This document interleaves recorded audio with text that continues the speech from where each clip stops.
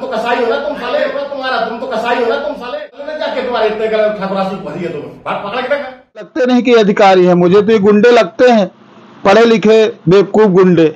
तो इनका भी इलाज किया जाएगा और हम लोग मैदान में आएंगे, बहुत जल्दी दिखाएंगे कि ये इनकी गुंडाई क्या होती है। तुम्हारे इतने ठाकुरासी भरी है, तुम बात पकड़ के जाएंगे, पहले खाना तो खा ले, अगर पकड़ के दिखाना उसको, काहे कि मुंह चला रहा है यहाँ पे बैठ के, यहाँ बैठा था तुम्हारा तुम तो कसाई हो ना, तुम साले दाढ़ी पकड़ के हाथ घोर, तुम ये तो बता। तो सुना आपने, ये थे सहायक आबकारी तब चौराहा और झिरिया दुकान की शराब लोड थी और मनगांव दुकान की। तो मनगांव दुकान मतलब यहाँ पे शराब ना उतार के डायरेक्ट वहाँ ले गए, तो परमिट से बाहर हो गई, शराब अवैध हो गई, जिसे रायपुर कचरान पुलिस ने पकड़ लिया। जब पकड़ लिया तो अनिल जैन वहाँ जाके मौके पर जाकर अनिल जैन और मनोज बेलवंती ये दोनों वहाँ गए ठेकेदार का बचाव करते हुए। वहाँ पंचनामा लिख के दिए कि शराब वैध है, जबकि वो अवैध थी। नीलामी प्रक्रिया में इन्होंने 15.5 करोड़ को फर्जी बैंक गारंटी लगाई थी। लगता है कि इसको डर नहीं है किसी चीज का, इतना पैसा पाता है, इसको डर काहे को।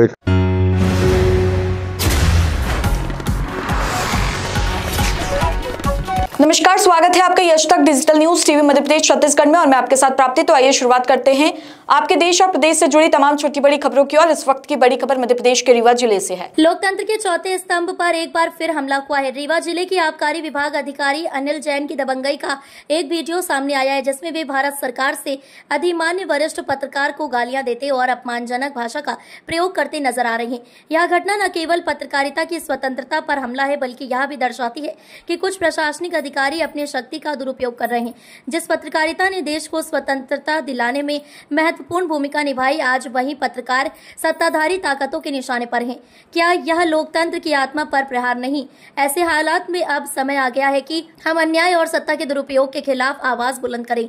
एक ईमानदार पत्रकार अगर सच्चाई उजागर करने के लिए अपमान सहने को मजबूर है, तो यह सिर्फ एक व्यक्ति पर नहीं बल्कि पूरे लोकतंत्र पर हमला है। अब क्या करेगा प्रशासन? पत्रकार संगठनों और जागरूक जनता ने अनिल जैन के खिलाफ सख्त कार्रवाई की मांग की है। सवाल यह है कि क्या प्रशासन न्याय करेगा या यह मामला भी अन्याय की धूल में दब जाएगा?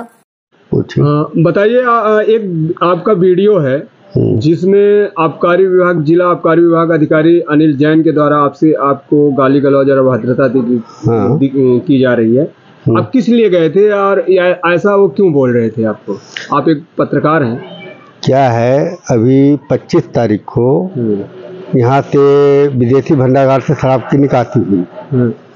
उस निकासी में क्या था कि स्तंभ चौराहा और झिरिया दुकान की शराब लोड थी और मनगांव दुकान की। तो मनगांव दुकान मतलब यहाँ पे शराब ना उतार के डायरेक्ट वहाँ ले गए, तो परमिट से बाहर हो गई, शराब अवैध हो गई, जिसे रायपुर कचरान पुलिस ने पकड़ लिया। जब पकड़ लिया तो अनिल जैन वहाँ जाके मौके पर जाकर अनिल जैन और मनोज बेलवंती ये दोनों वहाँ गए ठेकेदार का बचाव करते हुए। वहाँ पंचनामा लिख के दिए कि शराब वैध है, जबकि वो अवैध थी। हम कहते हम कि अवैध नहीं थी, वैध थी, उन्होंने लिख के दे दिया। फिर ये मामला कलेक्टर तक पहुँचा। कलेक्टर ने एसडीएम मनगांव के माध्यम से शराब को मनगांव पकड़वा लिया, वही शराब की। एसडीएम मनगांव का भी बयान आया है कि ये नई शराब वैध नहीं थी, टीपी थी, लेकिन रूट के हिसाब से वैध नहीं थी। वैध नहीं थी, अवैध हो गई। तो एसडीएम साहब ने उसे पकड़ी, जब्ती कार्रवाई की है और जब्ती कार्रवाई करके उसको दे दिया। तो यहाँ पे अनिल जैन कहते हैं कि वो वैध है, वहाँ मनगांव अवैध हो जाती है। कुल मिला के अनिल जैन उस शराब ठेकेदार के बचाव में गए थे, जबकि वो अवैध परिवहन कर रहा था, शराब की अवैध परिवहन हो रहे थे। वही जानकारी लेने गए थे उनसे, तो उसी में खिसिया गए और हमसे कह रहे थे कि हाँ शराब वैध है। हमने कहा नहीं, वो अवैध होती है, इसलिए कि भाई अगर वैध है तो फिर मनगांव कार्रवाई क्यों हुई शराब में। इसके पूर्व क्या हुआ था, आज से 2 साल पहले ये नीलामी प्रक्रिया में इन्होंने 15.5 करोड़ को फर्जी बैंक गारंटी लगाई थी। उसका खुलासा मैंने किया था, जो प्रदेश स्तर में तहलका मचा। उसमें इन पर जांच भी हुई, पर आबकारी है, जांच पर जांच होती गई, मामला दबता चला गया। फिर मामला न्यायालय में पहुंच गया। न्यायालय के उसमें ईओडब्ल्यू भोपाल ने अभी हाल ही में 3 दिन पहले अनिल जैन के खिलाफ 420, 120B और ये धारा 7 भ्रष्टाचार निवारण अधिनियम के तहत अपराध पंजीबद्ध किया है।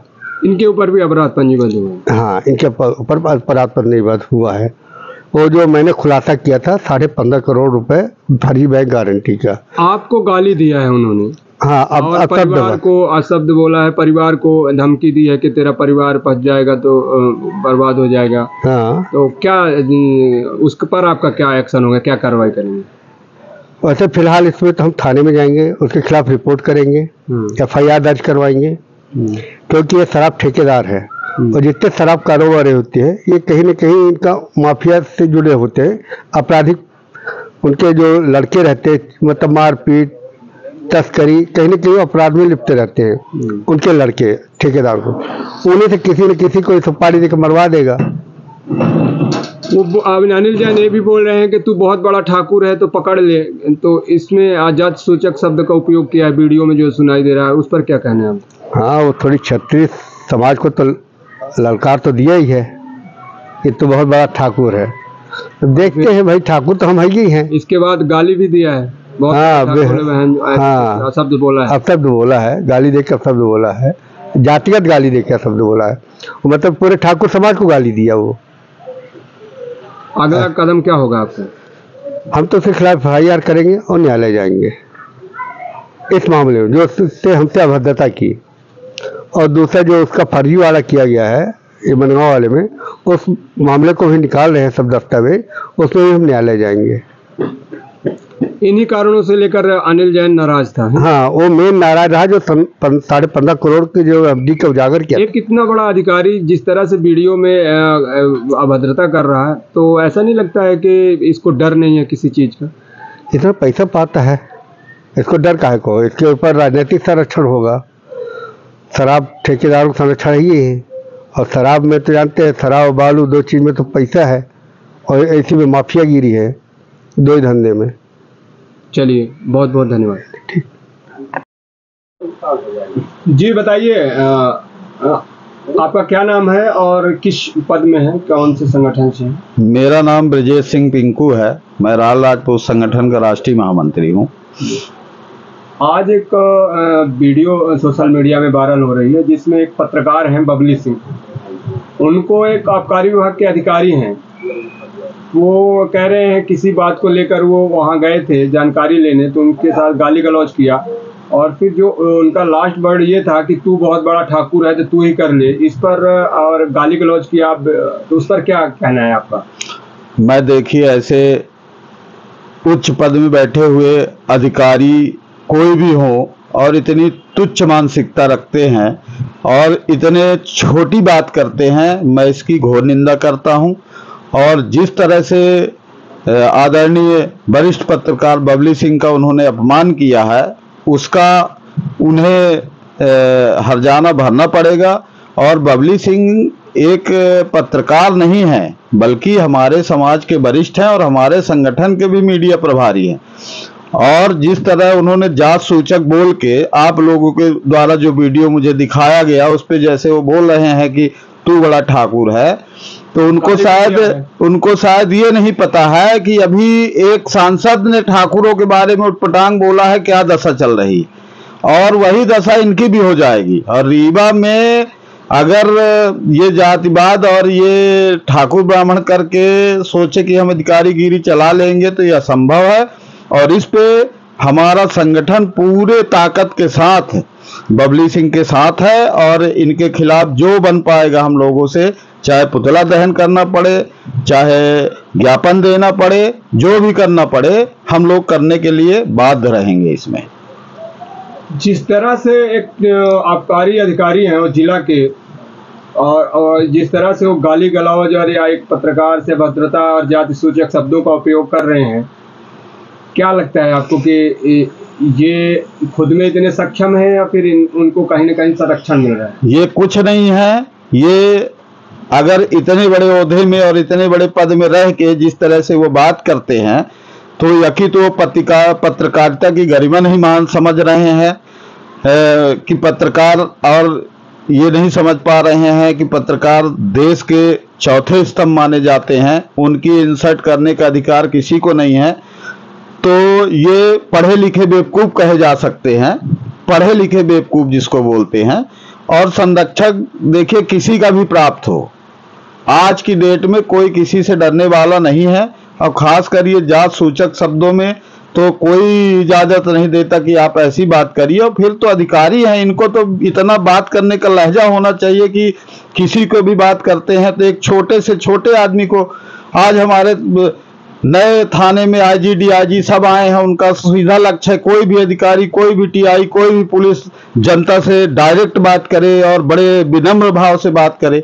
तो जैसा आपका ये वीडियो देखा हो तो मुझे ये लगते नहीं कि अधिकारी हैं, मुझे तो ये गुंडे लगते हैं, पढ़े लिखे बेवकूफ गुंडे। तो इनका भी इलाज किया जाएगा और हम लोग मैदान में आएंगे, बहुत जल्दी दिखाएंगे कि ये इनकी गुंडाई क्या होती। चलिए बहुत बहुत धन्यवाद। मतलब ऐसा है ना कि मतलब कि 2 साल से हम भी तुमको ही देख रहे हैं, ठीक है ना। हमको ये सब बातें मत बताओ, अच्छे बन के जियो, तुमको जहां से जो मिलता हो उसको लो, बाकी ये न्यूसेंस क्रिएट करने के तरीके मत करो। कोई न्यूसेंस क्रिएट नहीं करते। नहीं, अरे तो तुम्हारे लिए ना तुम पुलिस वाले हो, ना तुम्हारा कोई ठेके का लेना देना है। मतलब एक तो आईटी लगाई, कोर्ट जाएंगे, पहले खाना तो खा ले अच्छे से। खाना खाते हैं सर। हाँ तो बस उतना ही खाओ, अच्छे से जियो। अब भी तुम्हारे पीछे कोई आदमी 4 पड़ जाएगी, तुम्हारे घर वाली नौकरी कहाँ करती है, तुम्हारी क्या जमीन है, अतिक्रमण है कि नहीं है, तो मतलब एक जवाब देना खुद को मुश्किल पड़ जाएगा। मेरे जितना कहो सब फेयर है। अरे और ये फेयर का छोड़ो, तुम क्या गाजा बेचते थे और क्या बेचते थे सबको सब पता है। रक्की यहाँ बैठा था, रक्की यहाँ रख के बैठा था। अच्छा नहीं बैठा था। अरे तो तुम्हारी मतलब ये रख के कोई आदमी नहीं है क्या? भारत का आदमी नहीं है क्या? ठेकेदार है हमारा, मालूम। बस तो फिर मतलब तुमको आपत्ति है उस पर रख के बैठा था? पकड़ लेना जाके, तुम्हारे इतने ठाकुरासी भरी है, तुम पकड़ के देखा।